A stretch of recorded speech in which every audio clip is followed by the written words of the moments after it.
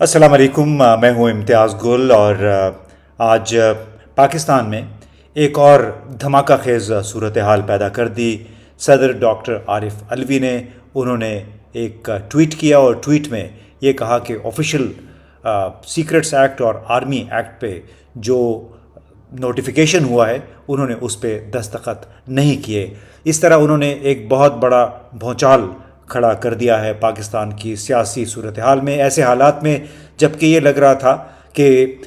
तमाम तर हालात और वाक़यात पीटीआई के बिल्कुल ख़िलाफ़ जा रहे हैं, सदर ममलिकत अमलन गैर मुअस्सर हो चुके हैं, लेकिन उन्होंने अपने एक ट्वीट के ज़रिए आज न सिर्फ पाकिस्तान बल्कि दुनिया भर में एक काफ़ी लर्जिश पैदा कर दी है। उनके ट्वीट में डॉक्टर आरिफ अलवी ने यह कहा कि मैं अल्लाह को गवाह बनाकर कहता हूँ कि मैंने ऑफिशियल सीक्रेट्स तरमीमी बिल 2023 और पाकिस्तान आर्मी तरमीमी बिल 2023 पर दस्तखत नहीं किए क्योंकि मैं उन कवानीन से मुत्तफ़िक नहीं था। मैंने अपने अमले से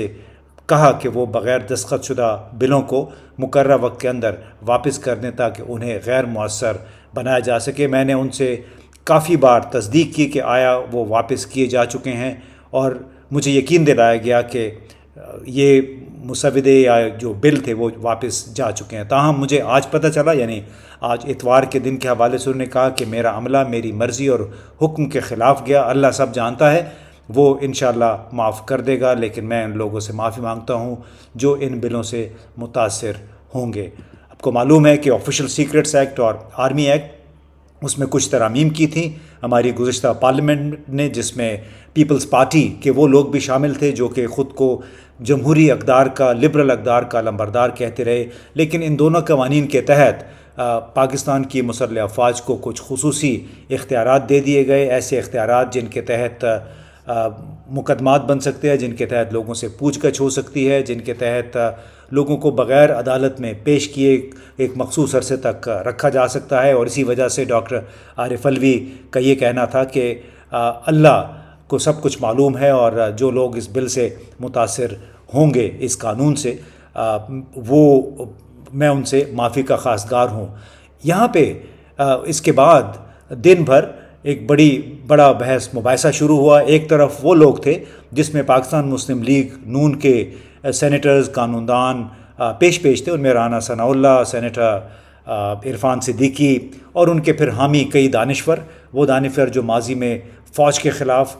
बिल्कुल खुल्लम खुल्ला बातें करते रहे हैं। उन सब ने मिल मिला के ये कहा कि सदर आरिफ अलवी अपने, बल्कि इसहाक डार साहब भी उसमें शामिल हैं, वो साहब जो कि 3-4 साल की मुद्दत के बाद आए, पहले लंदन में छुपे रहे और फिर वापस आए और यहाँ पे आके उन्होंने गुज़िश्ता 3-4 साल के वाजबात भी वसूल किए बतौर सेनेटर के। उन्होंने कहा कि सदर ममलिकत को शर्म आनी चाहिए, वो अपने फ़राइज़ अंजाम नहीं दे सके और उन्हें मुस्ताफ़ी हो जाना चाहिए। यही मुतालबा कुछ दानिश्वरों ने टेलीविज़न पे किया और इरफान सिद्दीकी, राना सनाउल्लाह, इन सब लोगों ने बुनियादी तौर पे ये मौक़िफ़ इख्तियार किया कि सदर ममलिकत अपने इख्तियारात के इस्तेमाल, अपने दफ्तर के फ़राइज़ की अंजामदही में नाकाम रहे हैं और उन्हें इस्तीफ़ा दे देना चाहिए। यानी बड़े एक मैं कहता हूँ कि बेशर्माना किस्म के ये दलाइल दिए गए बग़ैर ये सवाल उठाए हुए कि अगर इस मुल्क का सिपह सालार आला यानी सदर पाकिस्तान ये मुतालबा ये पब्लिक में आके ऐसी बात कर रहा है कि उन्होंने इस कानून पे या मुसविदे पे दस्तखत नहीं किए हैं, तो सबसे पहला सवाल ये उठाया जाना चाहिए था कि क्या ये दस्तखत जो नोटिफिकेशन हुआ है वो क्या सदर ममलिकत के दस्तखतों के साथ हुआ है और क्या वो दस्तखत असली हैं या नकली हैं। दूसरी तरफ सलमान अकरम राजा और आबिद ज़ुबैरी जो पाकिस्तान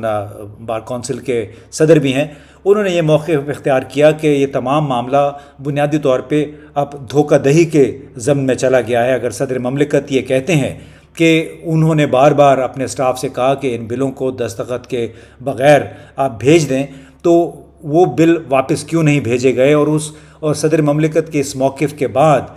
फिर वो नोटिफिकेशन किस तरह हो गया। गुज़िश्ता रोज़ बाकायदा टिकर चलते रहे, आज अखबारों में भी वो बात छपी हुई है कि सदर ममलिकत ने ऑफिशियल सीक्रेट्स एक्ट और आर्मी एक्ट में तरामीम जो मुसविदा है 2023 के जो मुसविदे थे वो मंजूर कर लिए हैं और इसके बाद नोटिफिकेशन भी हो गया है। यानी सदर ममलिकत को اس کے بارے میں کوئی علم نہیں ہے. یہی وہ بات ہے جو ڈاکٹر عارف علوی نے اپنے ٹویٹ کے ذریعے کہی. اور دوسری طرف اگر آپ دیکھیں کہ وہ لوگ ہیں جس میں بڑے نامی گرامی وکلاء شامل ہیں، سلمان اکرم راجہ صاحب ہیں، عابد زبیری صاحب ہیں، انہوں نے بنیادی طور پہ کچھ نقطے اٹھائے ہیں، اور وہ یہ کہ کیا جو نوٹیفیکیشن ہوا ہے وہ کس نے جاری کیا؟ اگر صدر مملکت نے دستخط نہیں کیے، خود کو اس سے ڈسٹنس کر لیا، کیا وہ دستخط جعلی ہیں؟ اور اگر دستخط جعلی ہیں تو پھر اس کی قانونی حیثیت کیا بنتی ہے؟ اب یہی وہ سوالات تھے جن کو سامنے رکھتے ہوئے ہمارے دوست افتخار شیرازی صاحب، جو کہ ایک چینل ڈان چینل کے بیورو چیف بھی ہیں، انہوں نے انکار کیا یہ خبر چلانے سے. یعنی مختلف ذرائع سے ان کو یہ خبر ملی اور یہ کہا گیا کہ یہ آپ خبریں ٹکر چلا دیں کہ نوٹیفیکیشن ہو گیا ہے. صدر مملکت نے آفیشل سیکرٹس ایکٹ 2023 اور آرمی ایکٹ 2023 جو ترامیم تھی وہ منظور کر لی ہیں، جس کے بعد نوٹیفیکیشن بھی ہو گیا ہے. تو افتخار، بہت شکریہ، آپ نے ہمارے لیے وقت نکالا. بتائیے کہ آپ نے کس بنیاد پہ یہ خبر چلانے سے انکار کیا؟ جی امتیاز صاحب، میرے خیال میں گزرے 5 برسوں میں صدر پاکستان شاید ان کا آفس میں واحد آفس ہے کہ جہاں سے اطلاعات کی فراہمی کا ایک مسلسل ایک تواتر کے ساتھ ایک فلو ہے. گویا کہ ہمیں یہ لگتا تھا کہ صدر پاکستان یہ خود چاہتے ہیں کہ ان کے آفس میں جو کچھ بھی ایکٹیویٹی ہو رہی ہے وہ میڈیا میں رپورٹ ہونی چاہیے، بڑی پراپرلی ہونی چاہیے. تو کل کا دن بڑا ایک عجیب دن تھا کہ جس میں ہم نے واٹس ایپ گروپس کو جو صدر کے آفس کے لوگوں نے، بالخصوص ان کے سیکرٹری صاحب نے، ان کے پی آر او نے بنا رکھے ہیں، بٹ ان گروپس کے اندر اس طرح کی کوئی ایکٹیویٹی نہیں ہو رہی تھی. اور معلوم ہے آپ کو کہ کل چھٹی کا دن تھا،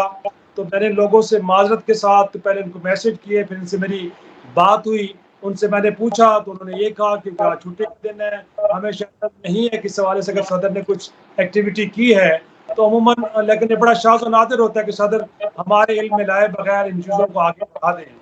تو ان کی جانب سے انتظار کا کہا گیا، اور طویل انتظار تھا، رات گئے تک وہ انتظار چلتا رہا، ان کی جانب سے کوئی جواب نہ آیا. پھر اس کے بعد بطور جرنلسٹ میں نے ایک اور چیک لگایا. گویا کہ صدر کی جانب سے جب ایسے بلز واپس جاتے ہیں تو سب سے پہلے قومی اسمبلی سینٹ کے سیکریٹریٹ پہ جاتے ہیں.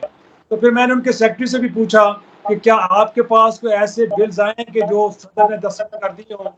تو ان کی جانب سے بھی لا علمی کا اظہار کیا گیا. تو باوجود اس کے کہ میری انتظامیہ کی جانب سے، چینل انتظامیہ کی جانب سے یہ ضرور اصرار تھا کہ جب تمام میڈیا ہاؤس اس خبر کو نشر کر رہے ہیں تو آپ کیوں نہیں دے رہے؟ تو میرا جواب یہی تھا امتیاز صاحب کہ پچھلے 5 برسوں میں صدر پاکستان نے حساس نوعیت کی بھی جو معلومات تھی ان کو بھی مخفی نہیں رکھا، بلکہ جب آرمی چیف موجودہ کی جو اپائنٹمنٹ تھی اس حوالے سے بھی اگر کوئی اطلاع دینی تھی تو بہرحال ہمیں بڑی بر وقت ملی ہے. تو ایسا ممکن نہیں ہے کہ صدر اس معاملے پہ چیزوں کو مخفی رکھنا چاہ رہے ہوں. اگر کوئی اناؤنسمنٹ وہاں سے آئے گی تو اس صورت میں تو میں خبر دوں گا، ورنہ میں اس خبر کو ایک طرح سے نہیں دے سکتا. تو وہی ہوا، اگرچہ صدر پاکستان بھی 27 گھنٹے تک اس معاملے پہ خاموش رہے،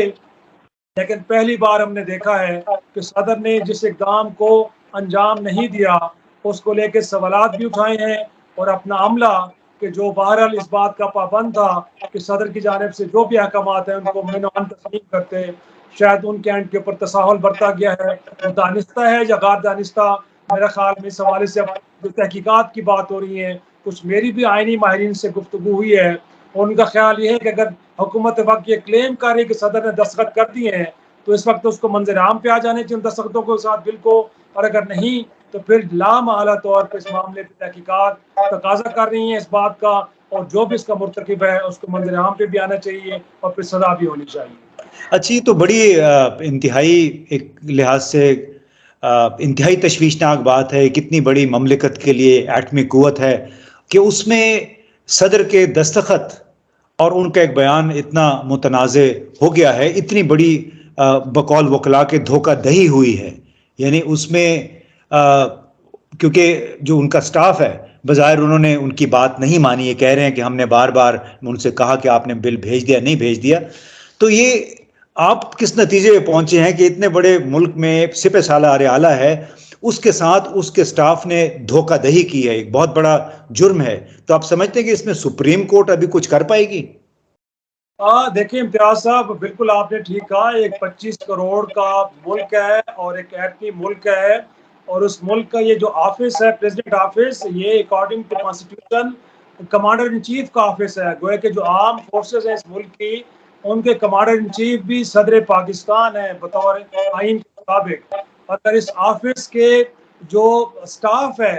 وہ صدر پاکستان کے احکامات کے نہ صرف حکم عدولی کر رہا ہے بلکہ ان کے ساتھ دھوکہ دہی کا مرتکب بھی ہو رہا ہے. جو ان کی ٹویٹ ہے وہ یہ بتا رہی ہے کہ جب نمبر آف ٹائمز انہوں نے اپنے سٹاف سے پوچھا ہے تو ان کو یہ بتایا گیا ہے کہ جو انہوں نے احکامات جاری کیے ہیں ان کے اکارڈنگلی انہوں نے بل کو واپس بھجوا دیا ہے. لیکن دراصل یہ دونوں کے دونوں بل ایوان صدر میں موجود رہے اور اس بات کا انتظار کیا جا رہا تھا کہ 10 دن کا وقت گزر جائے تاکہ یہ آٹومیٹکلی قانون کا حصہ بن جائیں. اگرچہ اس کے اوپر بھی کنٹروورسی ہے کہ پہلی بار اگر 10 دن گزر جائیں تو ہرگز قانون نہیں بنتا کوئی بھی قانون، بلکہ جو دوسری دفعہ 10 دن کا وقت ہوتا ہے تو گویا کہ اگر صدر کے اعتراضات کو نہیں سنا جاتا اور پارلیمان دوبارہ بھجواتی ہے تو اس صورت میں صدر کے دستخط کرنے یا نہ کرنے سے کوئی فرق نہیں پڑتا اور کوئی بھی قانون یا ایکٹ قانون بن جاتا ہے. لیکن میرے خیال میں جو نقطہ آپ نے اٹھایا ہے کہ اگر اتنے بڑے ملک کے اتنے بڑے طاقتور آفس کو اکارڈنگ ٹو کانسٹیٹیوشن جتنا بڑا طاقتور آفس ہے اس کو اگر نہیں مانا جا رہا تو میرا خیال میں اس معاملے کی ضروری تحقیقات ہونی چاہیے. اور اگر صدر صاحب یہ کلیم کر رہے ہیں کہ ان کے واضح احکامات ہدایات ان کی ول کو اگنور کیا گیا ہے تو مجھے لگتا ہے امتیاز صاحب کہ یہاں پہ چیزوں کو دانستہ طور پہ ایک طرح سے اگنور کیا گیا ہے. تو اگر اس معاملے کو صرف اس ان ایڈریس چھوڑا جاتا ہے اور حکومت صرف یہ سٹانس لیتی ہے کیونکہ 10 روز کا وقت گزر گیا ہے، اور میرے خیال میں جو وزارت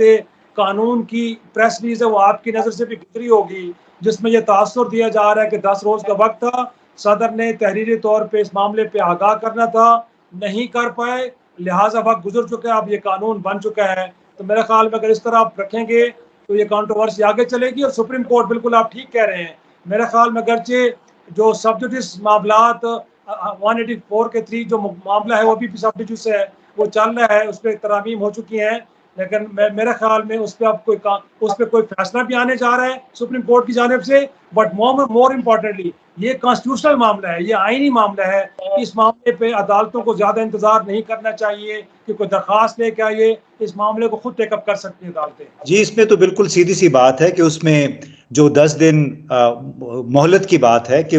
صدر اپنے اعتراضات یا تحفظات بیان کر کے وہ مشترکہ اجلاس جو ہوتا ہے پارلیمنٹ کا وہاں بھیجتے ہیں. وہاں پہ اگر مشترکہ اجلاس کے بعد بل واپس چلا جاتا ہے تو پھر 10 دن کے اندر وہ خود بخود منظور سمجھا جاتا ہے. تو ایک بہت بڑا لگتا ہے کہ فراڈ ہوا ہے. اگر حالات ایسے ہی ہیں تو اب اللہ کرے کہ یہ ملک اس بحران سے باہر نکل سکے. لیکن بہت بہت شکریہ آپ کے وقت کا. افتخار. تو دوستو، آپ نے بات سنی افتخار شیرازی صاحب کی کہ انہیں یقین نہیں تھا کہ نوٹیفیکیشن واقعتاً صدر مملکت کے دفتر سے ہوا ہے، جس کی وجہ سے ڈان ٹی وی چینل نے یہ خبر کل نہیں چلائی. اب اس کے ساتھ ساتھ بہت سارے لوگوں نے سوال اٹھایا. عمر وڑائچ صاحب ہیں، ایک سابقہ صحافی ہیں، ایک ہیومن رائٹس کی آرگنائزیشن کے ساتھ بھی کام کرتے رہے ہیں. انہوں نے بھی سوال اٹھایا کہ کیا واقعتاً یہ نوٹیفیکیشن صدر کے دستخطوں سے جاری ہوا ہے. ایک ایسی صورتحال میں، یہ عمر وڑائچ صاحب کا ٹویٹ ہے، ایک ایسی صورتحال میں جس میں سپریم کورٹ، صدر پارلیمنٹ اور آئین کو منظم انداز میں بے اختیار بنایا جا رہا ہے. اور یہ بالکل انہوں نے صحیح کہا کہ جس بے شرمانہ قسم کے دلائل ہمیں سننے کو ملے ہیں پاکستان مسلم لیگ اور کچھ دوسرے رہنماؤں کی طرف سے، اس کے سامنے رکھتے ہوئے انہوں نے کہا کہ اگر صدر صاحب کچھ نہیں کر سکتے تو استعفیٰ دے دیں. یعنی وہ یہ کہہ رہے ہیں کہ اگر صدر کی بات نہیں مانی گئی، صدر کے ساتھ فراڈ ہوا ہے، وہ اپنے اختیارات استعمال نہیں کر سکے ہیں اور ان کے احکامات کی خلاف ورزی ہوئی ہے، تو اس کے باوجود وہ اپنا دفتر چھوڑ دیں بغیر کوئی احتجاج کیے ہوئے، بجائے اس کے کہ یہ لوگ یہ مطالبہ کرتے کہ صدارتی احکامات کی حکم عدولی کے ذمہ دار افراد کی نشاندہی کر کے ان کی سزا کا تعین کیا جائے. یعنی بے ضمیری کہہ لیں، بے شرمی کہہ لیں، کچھ ایسا زمانہ آ گیا ہے جس میں لوگوں میں اقدار یا آئین یا کوئی بھی اخلاقی بات کرنے کی بجائے وہ تمام تر ملبہ صرف ایک شخص پہ ڈال رہے ہیں. خاص طور پہ شاہ محمود قریشی کی گرفتاری کے ایک دن کے بعد یہ معاملہ ہوا ہے اور انہیں بھی آفیشیل سیکرٹس ایکٹ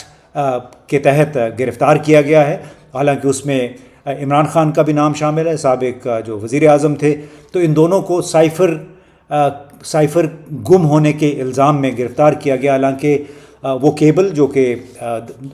جو ہمارے امریکہ میں سفیر ڈاکٹر اسد مجید نے بھیجا تھا، وہ اپنی اصل حالت میں دفتر خارجہ میں ابھی بھی موجود ہے، اس کی کاپیاں بھی موجود ہیں، اور جو کاپیاں باہر جاتی ہیں، چاہے وہ GHQ میں یا صدر مملکت یا سپریم کورٹ میں بھی جو کاپی گئی ہے، وہ اس کی ایک مختصر ایک خلاصہ ہوتا ہے جو اصل کیبل کا۔ لیکن شاہ محمود قریشی کی گرفتاری ہو گئی، جس کے بعد اب صدر مملکت نے اپنی خاموشی توڑی اور ٹویٹ کے ذریعے، سوشل میڈیا کے ذریعے اپنا احتجاج ایک لحاظ سے ریکارڈ کروایا۔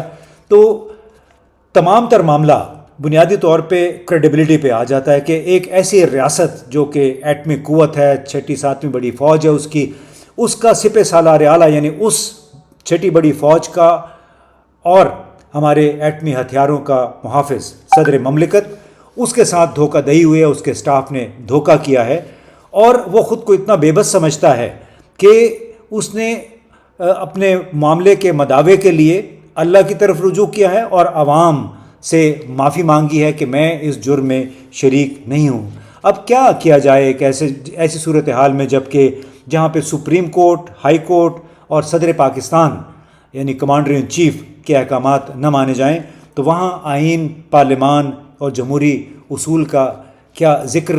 کوئی معنی رکھتا ہے؟ یعنی اس قسم کی گفتگو کیا واقعی کوئی ریلیونٹ ہے کہ ہمیں آئین، جمہوری تقاضوں، آئینی اقدار کی بات کرنی چاہیے؟ موجودہ صورتحال میں لگتا ہے کہ یہ تمام باتیں، چاہے آئین ہے، چاہے آئینی تقاضے ہیں، اخلاقی اقدار ہیں، پارلیمان ہے، جس پارلیمان نے اپنے ہاتھوں سے بہت سارے اختیارات سرنڈر کر دیے، کیا اس کے حوالے سے بات چیت کوئی معنی رکھتی ہے؟ یہ ہمارے آپ سب کے سوچنے کا سوال ہے۔ پاکستان میں اتوار کے روز جو ہوا ہے، جو صدر مملکت نے کہا ہے، بلا شبہ اس سے دنیا بھر میں پاکستان کی سبکی میں مزید اضافہ ہوا ہے۔